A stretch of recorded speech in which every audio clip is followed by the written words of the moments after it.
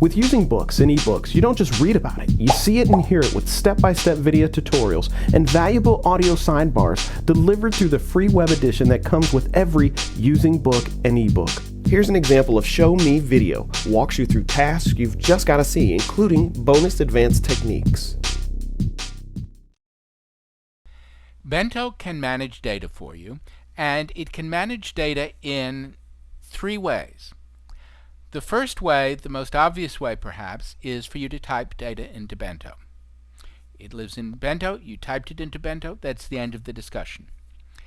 You can take data that you have in other files that have been created by other applications and import that data into Bento. Then you can get rid of the other file and just work inside Bento. The third way is to import a reference to a file that was created by another application, bring that reference into Bento, and then access the data through the other application from Bento. And that's what I'm going to do now. I'm going to create a new library. Down here I'll use the blank template and I'm going to call it Demo.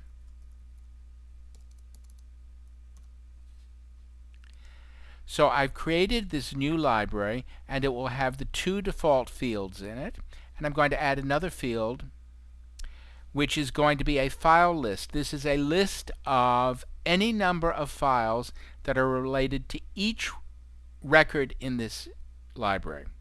A single record can have virtually any number of files associated with it, and I'm going to name the field File List. Quite an imaginative name. Now it's in here, and I could add it if I wanted to a form. I can't add it to the table view. This is one of those fields that cannot be shown in a table view, but it certainly can be shown in a file view, and here it is, and I'm going to enlarge it more.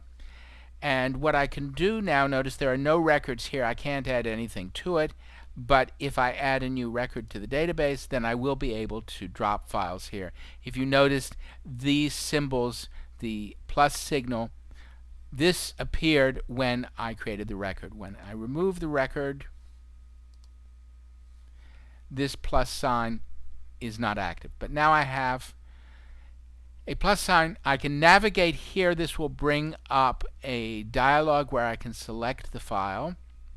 It goes out to disk, finds the files that are on disk, and it will take a few moments because it's got to search disk to see what I have. And when it finishes, it will give me the standard file open dialog that you're used to seeing. But I can also just drop a file here. So I happen to have an Excel spreadsheet over here. And this Excel spreadsheet is now placed inside here.